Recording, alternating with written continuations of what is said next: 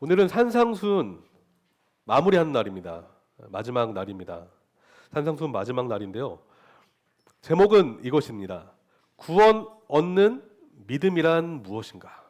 구원 얻는 믿음이란 무엇인가? 성도님, 구원 얻는 믿음이란 무엇이라고 생각하십니까? 구원 얻는 믿음이란 무엇인가? 예수님은 산상순 마지막 이 메시지를 통해 나더러 주여 주여 하는 자마다 천국에 들어갈 것이 아니요라고 하시면서 과연 구원 얻는 믿음이란 무엇인지에 대해서 우리들에게 말씀하시려고 하시는 게 있어 보이십니다. 우리는 그동안 마태복음 5장에서 7장까지 이 3장 세 장을 통해 예수님의 가르침을 9개월 동안 배웠습니다. 제가 세보니까 한 37번 정도 제가 설교를 했더라고요. 이 세 장을 통해서 말이죠. 그런데 예수님은 이 산 위에서 주님의 그 놀라운 그 진리를 설파를 하셨습니다. 당시의 율법 교사들, 서기관들과는 차원이 다른 말씀을 하셨습니다. 주님의 말씀은 권위가 있고 살아있고 능력이 있어서 듣는 사람들로 하여금 심령을 돌아보게 하고 자기 신앙을 돌아보게 하는 그 자리로 나아가게 하셨습니다. 반면 서기관의 위선적인 가르침은 사람의 마음에 어떠한 울림을 주지 않았습니다. 왜냐하면 그들의 말은 사람의 마음을 바꿀 수 있는 능력이 없었기 때문입니다. 그들은 율법이 아니라 율법주의, 그 사람이 만든 사상을 가지고 전통을 가지고 그들의 교리를 가지고 사람을 통제하고 억압하려고 했습니다. 하지만 하나님의 말씀은 그러지 않았어요. 율법주의는 사람을 억압하고 통제하지만 복음은 우리를 해방시킵니다. 억눌려 있던 죄 노예 신분인 우리를 죄와 사망에서 해방시켜서 천국 백성의 신분으로, 그래서 천국 법도를 따르는 자로 변화시키신다는 것입니다. 그래서 주님의 말씀은 율법을, 이 산상수는 율법을 다시 가르치신다라는 그런 것을 저희가 많이 볼 수가 있는데, 특히 5장을 보시면 예수님은 그동안 그들이 잘못 알고 있었던 율법, 다시 말해 율법주의를 꼬집으시면서 율법은 이것이다 라고 말씀하시며 다시 복음으로 우리 시선을 돌리십니다. 그래서 율법을 지킬 수 있는 것은 우리의 능력이 아니라 오직 복음의 능력이라는 것을 우리에게 설파하세요. 다시 말해 우리는 주 예수 그리스도의 은혜가 필요한 존재라는 것을 이 산상순을 통해서 말씀하신다는 것입니다. 그래서 7장 마지막을 보시면 이렇게 성경은 기록합니다. 7장 28절을 보시면 예수께서 이 말씀을 마치심에 무리들이 그의 가르치심에 놀라니 합니다. 이는 그 가르치시는 것이 권위 있는 자와 같고 그들의 서기관들과 같지 아니함일러라. 결국 산상수는요, 예수님은 율법 교사 랍비의 수준에 머물러 계시는 분이 아니시라 그분은 차원이 다른 하나님이시다라는 것을 우리에게 가르쳐주고 있습니다. 왜냐하면 예수님은 길이요 진리요 생명이시기 때문입니다. 여러분 그 사실 믿으십니까? 예수님은 길이요 진리요 생명이십니다. 그러므로 예수님이 하시는 말씀은 우리 삶을 바꾸기에 충분합니다. 오늘 그 예수님의 마지막 산상수훈 말씀에 여러분 귀를 기울여 보시기를 소망하는데요. 오늘 말씀은 특별히 구원 얻는 믿음에 관한 것입니다. 그렇다면 이렇게 질문하실 수 있을 것 같아요. 구원받기 합당한 믿음이 있고 구원받기 합당하지 않은 믿음이 있다는 것입니까? 라고 말이죠. 그런데 그렇습니다. 그렇습니다. 왜냐하면 예수님은 21절에 나더러 주여 주여 하는 자마다 다 천국에 들어갈 것이 아니요 다만 하늘에 계신 내 아버지의 뜻대로 행하는 자라야 들어가리라 말씀하기 때문입니다. 여러분, 이 말씀은 놀랍게도 오늘날 교회를 다니는 모든 사람에게 적용이 되는 메시지예요. 이 메시지를 통해서 우리는 내가 참 신앙을 가지고 있나 아니면 거짓된 신앙을 가지고 있는가라는 것을 점검해 볼 수 있는 시금석과 같은 말씀이라고 말씀드릴 수가 있겠습니다. 저는 오늘 본문을 통해 구원하는 믿음이란 무엇인지에 대해서 세세히 살펴보고 말씀드리기를 원하는데요. 두 가지 포인트가 있어요. 두 가지 요점이 있는데, 첫째는 주님을 부르는 자입니다. 주님을 부르는 자. 첫째는 주님을 부르는 자. 둘째는요, 주님을 따르는 자입니다. 주님을 부르는 자, 주님을 따르는 자. 오늘 설교는 두 가지 요점으로 다 압축될 수가 있습니다. 근데 사람들은 오해를 해요. 나더러 주여 주여 하는 자마다 다 천국에 들어갈 것이 아니요 하시니 주님을 부를 필요가 없구나. 주님을 외칠 필요가 없구나. 예수님을 주라고 고백할 필요가 없구나라고 오해하기도 합니다. 하지만 이 말씀은 그런 의미가 결코 아닙니다. 주님은 우리에게 주여 주여 하라 하는 자라고 해서 자동적으로 당연히 천국에 들어갈 것이 아니다라고 하시는 것이지, 주님을 부를 필요가 없다라는 뜻이 아니라는 것이죠. 다시 말해 예수님을 구세주와 주로 시인하는 것은 천국 백성에게는 필수적입니다. 필수적입니다. 예수님을 주라고 시인하는 것은 여러 가지 의미가 내포가 되어 있는데요. 예수님이 하나님이심을 인정하는 것입니다. 예수님이 우리를 위해 십자가를 지신 그 구세주이심을 인정하는 것입니다. 그분이 우리의 주인이심을 인정하는 것입니다. 그래서 주일에 교회에 와서 그분을 예배 드리기를 사모하며 주를 찬양해야 됨을 말하고 있습니다. 예수님을 주로 인정한다면 말이죠. 그래서 바울은 로마서 10장 9절을 이렇게 말해요. 여러분이 암송하는 구절이실 것 같은데요.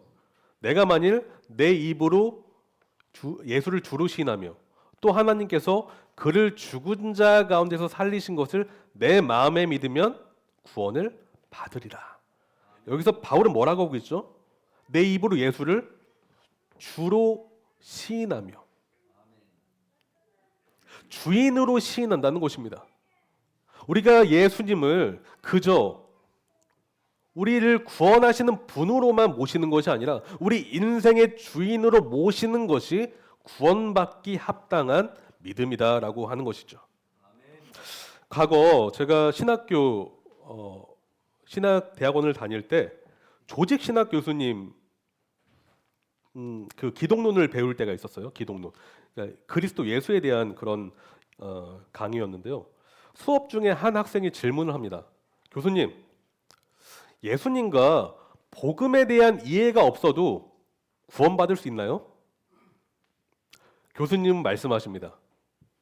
No, 절대 불가능하다. 그럼 믿음은 세 가지 요소가 있어요. 지식적인 요소, 감정적인 요소, 의지적인 요소. 지, 정, 의 세 가지가 있어야만 그 믿음을 성경적인 믿음이라고 합니다. 그런데 오늘날 사람들은 놀랍게도 이 지식적인 요소를 배제하는 경우가 참 많습니다. 왜냐하면 믿음을 열성적이고 뜨거운 것으로만 생각하는 오늘날의 풍토와 풍조가 그러하기 때문입니다. 포스트 모더니즘 사회에 가면 갈수록 내 느낌이 중요하기 때문에 그러한 것을 굉장히 중요하게 생각을 하죠. 그러나 믿음은 믿음의 대상에 대한 올바른 이해가 반드시 전제되어야 합니다. 이해가 있어야 돼요. 예수님을 믿는다는 것은 우리의 전 인생을 내맡기는 행위이기 때문입니다. 따라서 예수님이 어떤 분인지 알지 못한 채 우리 삶 전체를 맡긴다는 것은 가능할까요? 불가능할까요? 불가능하다는 것이죠. 한 가지 예를 들어보겠습니다.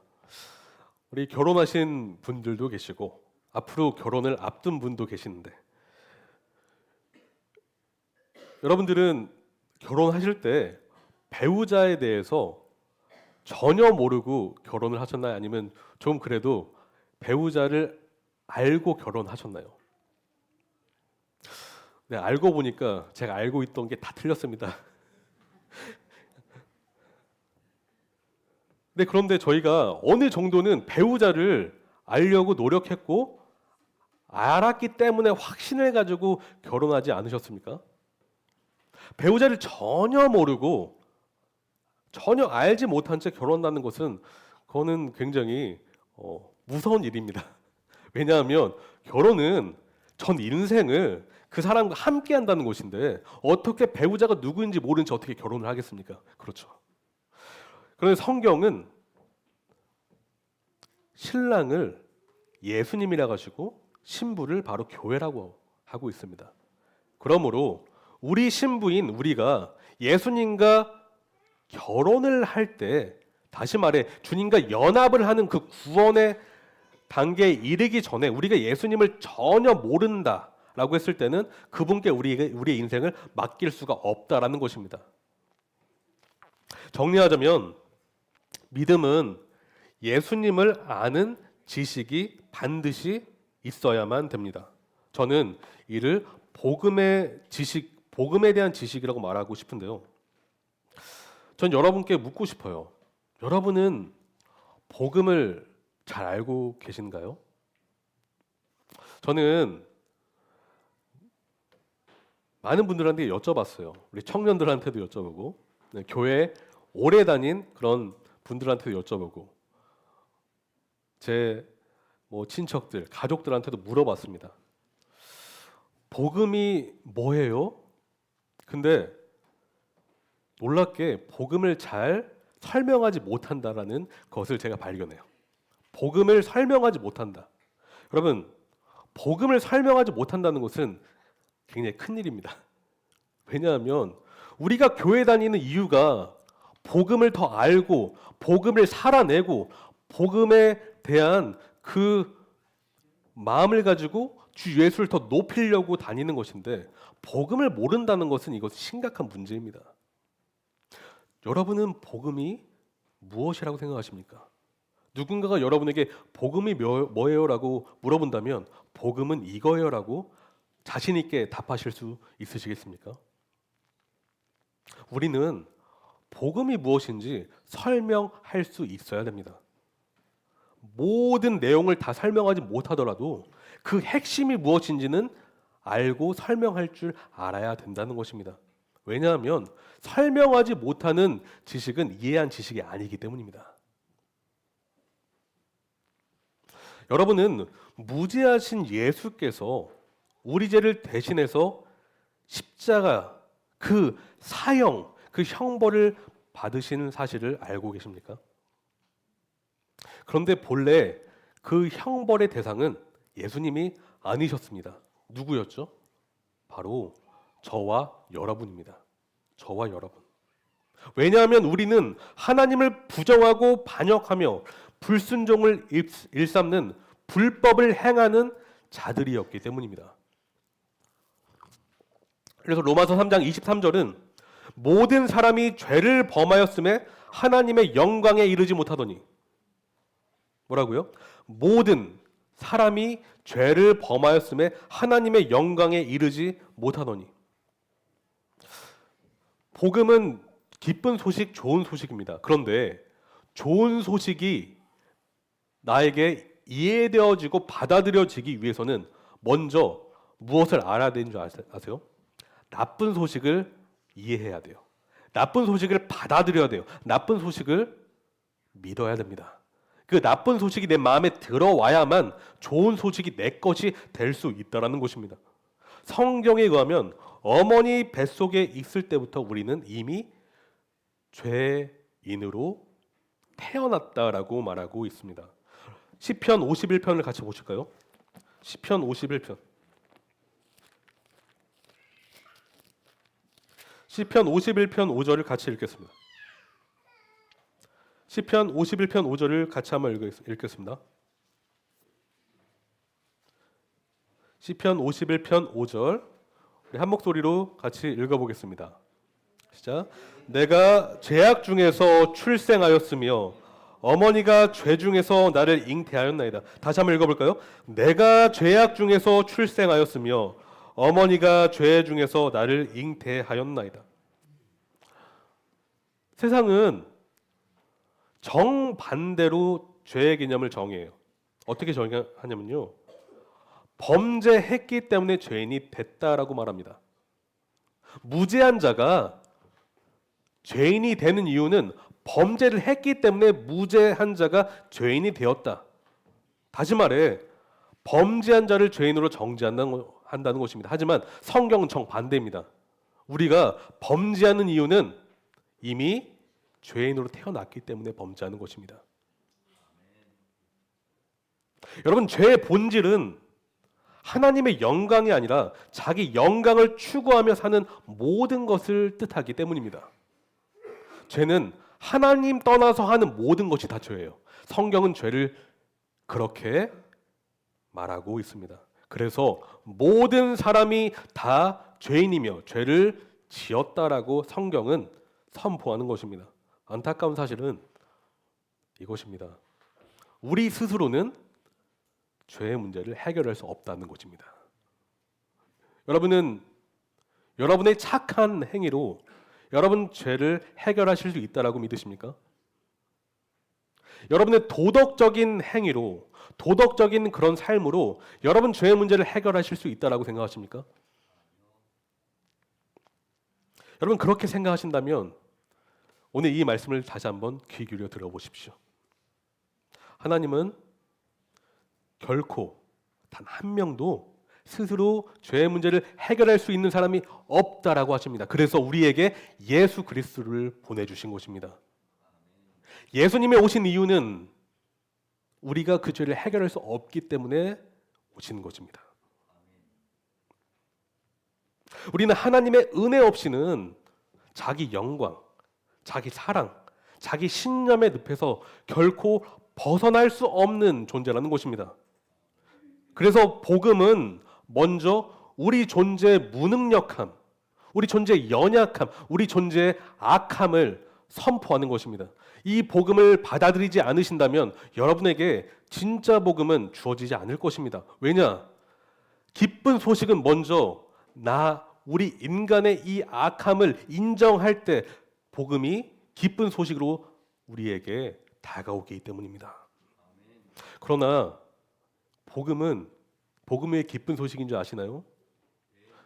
우리를 죄의 자리에서 머물러 있게 하지 않기 때문에 복음은 능력이 있습니다. 왜냐하면 복음은 우리를 절망의 늪에 빠지지 않게 할 뿐만 아니라 우리를 구원의 길로 인도합니다. 죄에서 구원받을 수 있는 소망의 길이 오직 예수께 있다라고 말하기 때문입니다. 그래서 로마서 3장 24절은 그리스도 예수 안에 있는 속량으로 말미암아 하나님의 은혜로 값없이 의롭다 하심을 얻은 자 되었다. 제가 쉽게 풀이하자면 예수님 때문에 구원받는다는 것입니다. 오직 예수님으로만 구원받을 수 있다는 것입니다. 예수님은 십자가에서 자신을 대속물로 주셨어요. 대속물. 다시 말해 희생, 제사의 그 제물로 자신 스스로를 목숨을 내주심으로 인해서 제물 되셨다는 것입니다. 그 고귀하신 하나님께서 우리를 살리시고자 제물이 되셨어요. 그럼 이 사랑을 우리가 어찌 이해할 수 있겠습니까? 우리 죄를 대신할 속죄할 그 제물. 왜냐하면 오직 그분의 목숨값으로만 우리 죄가 해결되기 때문입니다. 성경은 죄의 삭은 사망이라고 말해요. 죄의 값은 사망입니다. 그 사망, 형벌, 그 사망. 그런데 그 죄의 값을 되갚기 위해서는 죄 없는 분의 목숨값으로만 죄값이 지불될 수 있다라는 것입니다. 예수님은 자신의 목숨값으로 우리 죄값을 대신 치르셨고 우리 대신 그 빚을 다 갚으셨어요. 우리는 이 일을 속량이라고 부릅니다. 우리 같이 한번 따라 볼까요? 속량. 속량은 이것입니다. 값을 지불해서 노예를 해방시키는 행위. 다시 말씀드릴게요. 속량은 값을 지불해서 노예를 해방시키는 행위. 누가 하셨다고요?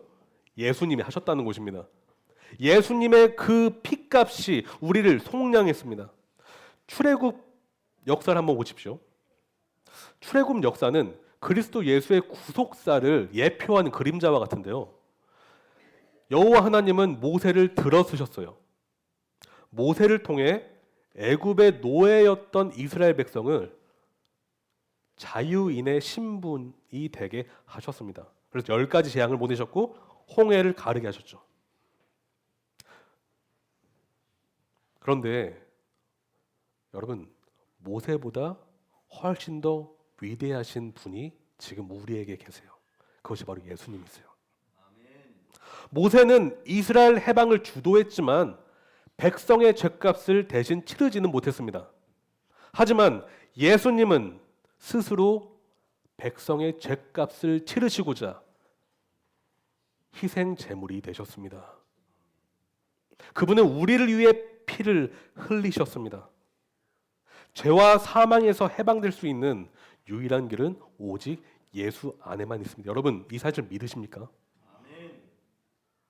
그러므로 바울이 말하는 것처럼 우리는 오직 하나님의 은혜로만 값없이 의롭다 하심을 얻을 수 있습니다. 이 은혜는 우리가 오해해서는 안 돼요. 값없이 받았다고 해서 값싼 은혜로 받아서는 절대 안 됩니다. 왜냐? 우리가 값없이 받아야 되는 이유는 값이 싸기 때문에 값없이 받는 것입니다. 우리가 지불할 수 없기 때문에 값이 싼 것이지 값싸기 때문에 값없이 받는 게 아닙니다. 다시 말해 값이 싼 은혜이기 때문에 우리는 값이 싸게 받아야 되고 보배롭게 여겨야 된다는 것입니다. 복음은 보배로운 은혜입니다. 그래서 이 복음은 저희에게 외쳐요. 오직 예수 한 분만으로 충분하다. 오직 그분의 십자가 공로만으로 충분하다. 오직 길이요 진리요 생명이신 예수님 한 분만으로 충분하다. 오직 예수님만 붙잡으라고 외칩니다. 여러분, 그 예수님을 붙잡고 계십니까? 예수님만 붙잡으셔야 돼요. 예수님만 길이요 진리요 생명이시기 때문입니다. 저는 혹시 이 자리에 아직 예수님을 만나지 않은 분이 계시다면 간곡하게 제가 부탁하고 싶어요. 죄의 길에서 돌이키십시오. 죄에서 떠나십시오. 우리의 죄성은 그 길에서 떠나고 싶지 않습니다. 왜냐? 좋으니까요. 우리의 본성은 죄가 시키는 대로 하기를 원합니다. 하지만 그 끝은 사망입니다. 그 끝은 지옥입니다. 그 끝은 파멸입니다. 하지만 여러분이 돌이키시면 돌이킨 그 길목에 예수 그리스도가 계십니다. 예수 그리스도께서 여러분을 두 팔 벌려 기다리고 계십니다. 그분 품에 안긴 사람은 영생을 소유할 수 있고 천국 백성이 될 수 있으며 이 땅에서 무너지지 않고 만족과 기쁨과 영광스러운 그런 환희 가운데 살아가실 줄로 믿습니다. 예수님을 믿으십시오. 지금까지 주님을 시인하는 것에 대해서 같이 배웠는데요. 주님을 부르는 자, 이번에는요 주님을 따르는 자에 대해서 살펴보겠습니다. 주님을 따르는 자. 여러분, 하지만 구원 얻는 믿음은 복음에 대한 이해로만 충분하지는 않습니다. 이게 무슨 뜻일까요? 지적 동의는 지식적인 동의는 필수적이지만 전부는 아니라는 것입니다. 참된 믿음은 결코 깨달음의 자리에 머무르지 않습니다. 제가 한두 번 언급한 적이 있는데요. 여러분, 구원파가 왜 이단으로 정죄된 줄 아십니까? 구원파 핵심 교리는 깨달음이에요. 깨달음. 깨달으면 구원이다. 그래서 어느 순간 어떤 말씀을 보고 깨달으면 그것을 구원이라고 말합니다. 그런데 그 깨달음이 구원으로 인도되는 깨달음일 수도 있고 아닐 수가 있어요. 그 깨달음은 순간적으로 감동이 될 수 있고 또한 일시적으로 그 말씀을 따라 살고자 하는 그런 의지를 촉발시킬 수는 있습니다. 하지만 진짜 믿음은 일시적이지가 않아요. 진짜 믿음은 지속적입니다. 왜냐하면 우리가 믿을 때 우리 안에는 성령께서 내주하시기 때문입니다. 내가 지식적으로 내 스스로 믿는 것이 아니라 성령께서 내 안에 들어오셨기 때문에, 내 마음이 바뀌어졌기 때문에 내가 회개하고 주 예수를 믿게 된 것입니다. 그러므로 우리는 주님을 진짜 믿었다면 옛 사람이 아니라 이제 새 사람의 옷을 입고 새로운 피조물로 새로운 가치와 새로운 세계관과 새로운 믿음을 가지고 앞으로 나아가게 되어 있어요. 그래서 아주 단순하게 제가 한 가지 이것을 점검해 볼 수 있는 것은요. 죄를 사모했다면 이제는 죄가 미워지게 되어 있어요. 죄의 길이 너무나 달콤했다면 이제 조금씩 쓴맛이 나게 되어 있습니다. 그리스도를 부인했다면 이제 그리스도를 사랑하는 자리로 나아가게 되어 있어요. 그 사랑이 조금은 왔다 갔다 할 때도 있지만 그 사랑이 아예 없어지거나 역행하지는 않는다는 것입니다. 왜냐하면 성령께서 우리 안에 그리스도의 사랑을 부어주시기 때문입니다. 여러분, 주님의 선포에 귀를 기울여 보십시오. 21절 다시 한번 보실까요? 마태복음 7장 21절 같이 한번 읽어보겠습니다. 나더러 주여 주여 하는 자마다 다 천국에 들어갈 것이 아니요 다만 하늘에 계신 내 아버지의 뜻대로 행하는 자라야 들어가리라. 주여 주여 주여 주여. 주님은 입술의 고백만으로는 충분하지 않다라고 하십니다. 그 고백의 진위는 무엇으로 증명이 될까요? 행함으로 증명이 됩니다. 행함. 예수께서 책망하시는 사람은 놀랍게도 교회 다니지 않는 사람이 아니에요. 교회를 잘 다니는 사람입니다. 하지만 여러분 오해하지 마십시오. 아까도 말씀드렸지만 예배를 소홀히 하셔도 된다는 뜻이 아닙니다. 우리가 진짜 주님을 믿는다면 예배 자리에 나오게 되어 있기 때문입니다. 그럼에도 주님은 종교적인 열심을 보이는 사람을 책망하시는 보여요. 왜냐? 주여라고만 하지 않으시고 주여 주여라고 하시기 때문입니다. 반복된 이 주장은 뜨거운 열정을 상징할 수 있고요. 또한 더 나아가 사역의 외적인 성공이나 성취를 의미할 수가 있습니다. 22절을 보시면 이들이 주장하는 말을 구체적으로 알 수 있는데요. 22절을 같이 한번 읽어볼까요? 7장 22절입니다. 그날에 많은 사람이 나더러 이르되 주여 주여 우리가 주의 이름으로 선지자 노릇하며 주의 이름으로 귀신을 쫓아내며 주의 이름으로 많은 권능을 행하지 아니하였나이까 하리니. 지금 어떤 상황일까요? 생전에 열심히 종교 생활했던 주여 주여를 외쳤던 자들은 현재 최종 심판대 앞에 서 있어요. 지금 그날에라고 하시기 때문입니다. 그날에는 구약에서는 여호와의 날, 최종 심판 날을 지칭합니다. 이날은 참 신앙인에게는 예수님의 품에 안기는 환희의 순간이지만 거짓 신앙인 그리고 불신자들에게는 거대한 폭풍, 바로 공포의 순간입니다. 왜냐하면 그날에는 더 이상 회개의 기회가 주어지지 않기 때문입니다. 여러분 그거 아십니까? 회개의 기회는 하나님이 허락하신 때에만 회개할 수가 있어요.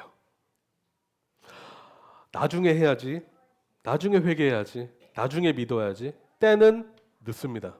왜냐하면 그 허락된 시간의 주인은 우리가 아니라 하나님이시기 때문입니다.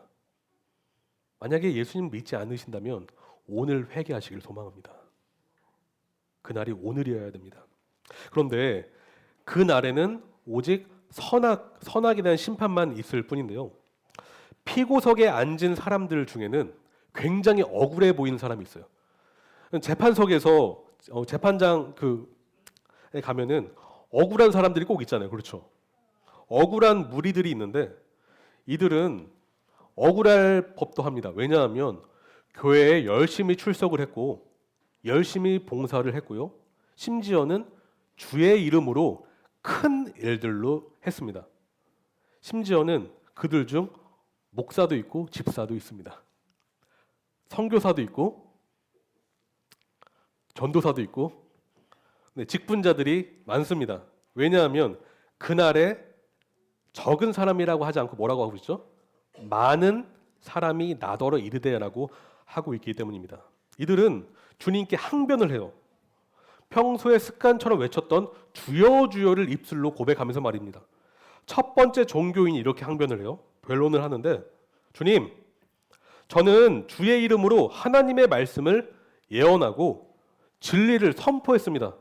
강단에서 설교도 했어요. 주님, 저는 주님의 말씀을 대언했던 선지자 역할을 했고 목사 역할을 했던 사람입니다. 저야말로 천국에 들어가기 합당하지 않습니까? 천국에 들여보내 주십시오. 두 번째 종교인이 질세라 이렇게 외칩니다. 주님, 제 얘기 들어주세요. 저야말로 천국에 들어가기 참으로 합당합니다. 제가 사역을 정말 열심히 했거든요. 심지어는 귀신 들린 사람에게 가서 주의 이름으로 그 귀신을 쫓아냈습니다. 저 보십시오. 천국 들어가기 너무나 알맞지 않습니까? 마지막 종교인이 손을 번쩍 들어서 이렇게 외칩니다. 주여 주여, 저 좀 보십시오. 제 말 좀 들어주십시오. 주님, 저는요 주님의 이름으로 큰 기적을 행했습니다. 안진뱅이를 일으켰고요, 소경의 눈을 뜨게 했고요, 불치병에 걸린 사람을 주님의 이름으로 낫게 했습니다. 저야말로 천국 백성이 되기에 합당합니다. 그런데 주님은 이 부에서 3번씩이나 이 표현을 하시는데 그 표현이 뭔지 아십니까? 여러분이 22절에서 볼 수 있는 3가지 반복되는 표현이 있어요. 그것은 주의 이름입니다. 주의 이름. 예수님은 일부러 강조해서 주의 이름을 말씀하세요. 주의 이름. 이 세 부류의 종교인은 주의 이름으로 놀라운 일을 행했다라고 주장하고 있습니다. 주장하는 거예요. 그런데 왜 예수님은 주의 이름을 3번이나 언급하시는 것일까요? 고대 사회에서 이름은 명예, 인격, 권세, 능력을 상징합니다. 명예, 인격, 권세, 능력. 근데 이 종교인들은 바리새인의 후손들이라고 할 수 있는데, 왜냐하면 겉모습에만 관심이 있고 외식하며 자신을 드러내기 기뻐했던 자들이기 때문입니다. 이들은 정리하자면 겉으로만 거룩해 보였고 내면은 부패해 있었어요. 그리고 성공적인 사역, 외형적인 사역, 있어 보이는 사역, 주님의 이름으로 그럴듯하게 남에게 자랑할 수 있는 그런 것들에 집중되어 있었지 하나님과의 관계에는 관심이 없었다는 것입니다. 이것이 요점이에요. 오직 그리스도 예수의 외형적인 능력에게만 관심을 둔 자들 말이죠. 다시 말해 예수님을 통해서 얻을 수 있는 권세, 명성, 명예, 능력, 인기, 이러한 자기 영광에만 목마를 뿐이었습니다. 제가 대표적인 예로 한 분을 말씀드리기 원하는데요. 그것은 바로 가룟 유다입니다. 가룟 유다. 여러분, 가룟 유다만큼 제자처럼 보였던 자가 없었어요. 12제자였기도 했고요. 그는 재정 맡은 자였고요. 신뢰받는 자였습니다. 그런데 그의 입술에는 항상 주여 주여가 흘러나왔어요. 그는 주님의 이름으로 주님의 말씀을 선포했고 주님의 이름으로 귀신도 쫓았고요. 주님의 이름으로 기적도 행했습니다. 그 누구보다 하나님 사람다 보였다는 것입니다. 누구보다 천국 백성처럼 보였어요. 그런데 가룟 유다가 하지 않은 딱 한 가지 일이 있다면 바로 이것인데 여러분 무엇인 줄 아세요? 하나님과 관계를 맺지 않았어요. 예수님과 교제하지 않았습니다. 오늘날 종교인들이 바로 이렇다는 것입니다. 오늘날 종교인들은 모든 것을 다 하지만 하나님과 교제하지 않습니다. 이것이 바로 주여 주여 외치는 자의 특징입니다. 하나님을 위해 일하지 않고 자신을 위해 일합니다. 하나님의 영광을 위해 살지 않고 자기 영광을 위해 삽니다. 예배를 드리는 그 순간에도 누구를 위해 예배한 줄 아십니까? 자신을 위해 예배합니다. 하나님은 그 마음에 없어요. 그것이 바로 거듭나지 않은 종교인입니다. 그런데 예수님은 이들에게 말씀하세요. 23절을 보실까요? 23절을 같이 읽어보겠습니다. 그때 내가 그들에게 밝히 말하되 내가 너희를 도무지 알지 못하니 불법을 행하는 자들아 내게서 떠나가라 하리라.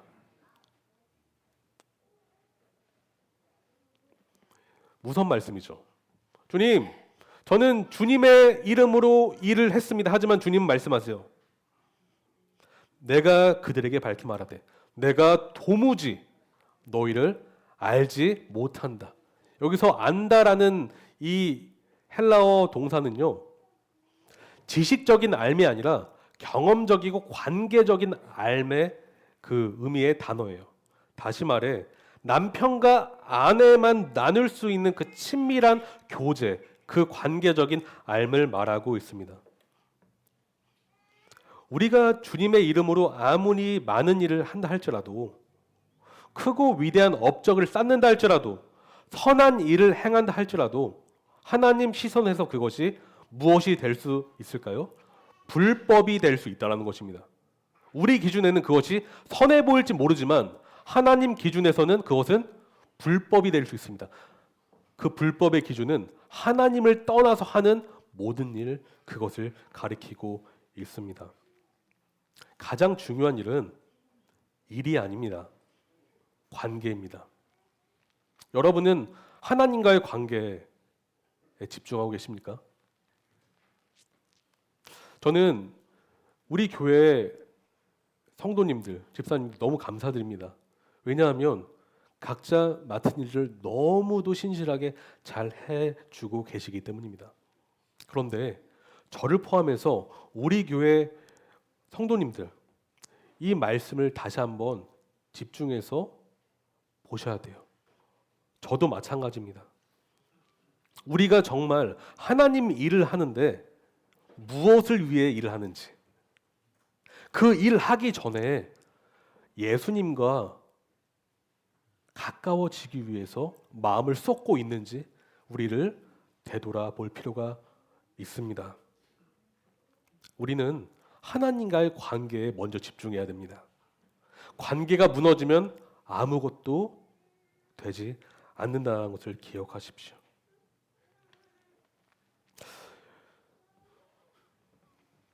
우리는 때로 순종을 너무 거창하게 생각할 때가 있어요.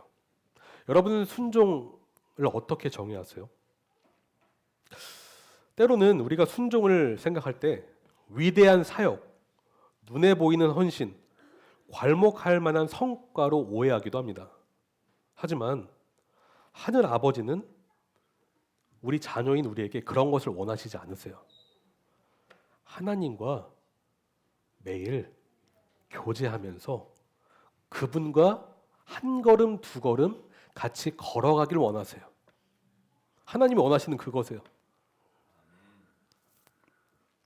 그래서 21절에 내 아버지의 뜻대로 행하는 자라야 천국에 들어간다고 하시는 것입니다. 다시 말해 천국 백성은 아버지의 뜻, 그 뜻을 마음에 품고 한 걸음 두 걸음 나아가는 자입니다. 여러분, 아버지의 뜻이 무엇입니까? 오늘 말씀을 이제 정리하는 시간인데요. 우린 그동안 산상순을 배웠어요. 아버지의 뜻은 팔복에 다 들어있어요. 팔복. 우리 5장을 같이 보실까요? 5장을 보시면 5장 3절부터 한번 읽어볼게요. 이것이 아버지의 뜻입니다. 5장 3절부터 읽어볼게요. 심령이 가난한 자는 복이 있나니 천국이 그들의 것이며 애통하는 자는 복이 있나니 그들이 위로를 받을 것이며 온유한 자는 복이 있나니 그들의 땅을 기업으로 받을 것이며 의에 줄이고 목마른 자는 복이 있나니 그들이 배부를 것이며 긍휼히 여기는 자는 복이 있나니 그들이 긍휼히 여김을 받을 것이며 마음이 청결한 자는 복이 있나니 그들이 하나님을 볼 것이며 화평하게 하는 자는 복이 있나니 그들이 하나님의 아들이라 일컬음을 받을 것이며 을을 위하여 박해를 받은 자는 복이 있나니 천국이 그들의 것입니다. 네, 여기까지요. 이것이 아버지의 뜻입니다. 여러분, 심령이 가난한 자리로 나아가고 계신가요? 그것이 첫 번째입니다. 우리는 먼저 심령이 가난해져야 됩니다. 그리고 죄를 애통해하고 그리스도 예수의 인격인 온유하심과 화평과 그 자비로움이 우리 인격이 되어야 될 줄로 믿습니다. 그러려면 매일 말씀을 묵상하시고 그 묵상하신 말씀을 하루하루 조금씩 살아내는 것이 방법이에요. 여러분, 기적은 없습니다. 그냥 매일 살아내는 것밖에 없습니다. 매일 살아내고 교제하고 기도하는 것, 이 삶을 살아내는 자에게만 순종의 열매가 주렁주렁 맺힐 줄로 믿습니다. 우리 말씀을 같이 보실까요? 27장 24절부터 27절인데요. 같이 한번 읽어보겠습니다. 그러므로 누구든지 나의 이 말을 듣고 행하는 자는 그 집을 반석 위에 지은 지혜로운 사람 같으리니 비가 내리고 창수가 나고 바람이 불어 그 집에 부딪힘에 무너지지 아니하리니 이는 주추를 반석 위에 놓은 까닭이요 나의 이 말을 듣고 행하지 아니하는 자는 그 집을 모래 위에 지은 어리석은 사람 같으리니 비가 내리고 창수가 나고 바람이 불어 그 집에 부딪힘에 무너져 그 무너짐이 심하니라. 예수님은 결국 우리한테 이 말씀을 하세요. 듣기만 하는 자가 되어서는 안 된다. 듣고 행하는 자가 되어야 한다라고 하십니다. 여러분, 우린 듣기만 하면요, 결국 우리 집은 무너질 것입니다. 끝날에 주님은 나는 너를 도무지 알지 못한다고 하실 것입니다. 하지만 우리가 듣고 행하는 자, 진정으로 구원 얻는 믿음을 소유한 자로서 순종의 길을 걸어간다면 우리는 무너지지 않을 것입니다. 왜냐하면 그 기초가 하나님의 말씀이기 때문입니다. 여러분이 거주하는 그 집은 여러분이 지은 집이 아니라 하나님이 지으신 집이기 때문에 절대 무너지지 않을 것입니다. 설교의 결론입니다. 오늘 산상순을 이제 끝냈는데요. 특별히 구원 얻는 믿음이란 무엇인지에 대해서 살펴봤습니다. 성도님, 순종은 구원의 조건이 아닙니다. 하지만 구원받은 사람은 순종하게 되어 있습니다. 우리는 회개하고 믿을 때 구원을 받습니다. 하지만 참된 회개와 참된 믿음은 순종의 자리로 이끌게 되어 있습니다. 저는 산상수훈의 강해를 하면서 예수님의 마음을 조금은 이해하게 된 것 같아요. 예수님은 우리에게 위대한 일을 하기 이전에 주님과 가까워지기를 원하신다는 것입니다. 여러분, 주님과 가까워지십시오. 주님과 가까워지십시오. 주님과 가까워지십시오. 주님과 가까워지면 다른 일은 다 되게 되어 있습니다. 주님은 우리를 사랑하세요. 십자가를 통해서 우리에 대한 사랑을 보여주시지 않으셨습니까? 저는 이 말씀을 드리고 마치려고 하는데요. 우리도 이제 그 사랑에 보답하며 살아야 될 줄을 믿습니다. 여러분, 사랑에 보답하며 사십시오. 네, 이제 같이 기도하시겠습니다. 오늘 구원 얻는 믿음이란 무엇인지에 대해서 같이 살펴봤는데요. 주님은 우리에게 주여 주여 외치는 것보다 더 중요한 것은 주님을 위해 사는 것이고, 주여 주여 고백하는 것보다 더 중요한 것은 주님과 인격적으로 교제하는 것이라 말씀하십니다. 여러분은 주님과 인격적으로 교제하고 계십니까? 진정으로 주님과 친밀하게 만나고 계십니까? 우리는 일하기 이전에, 사역하기 이전에, 봉사하기 이전에 주님을 만나야 될 줄로 믿습니다. 이 시간 주님을 찾고 구하고 두드리는 그 기도를 주님께 올려드리길 소망합니다. 다 같이 기도하시겠습니다.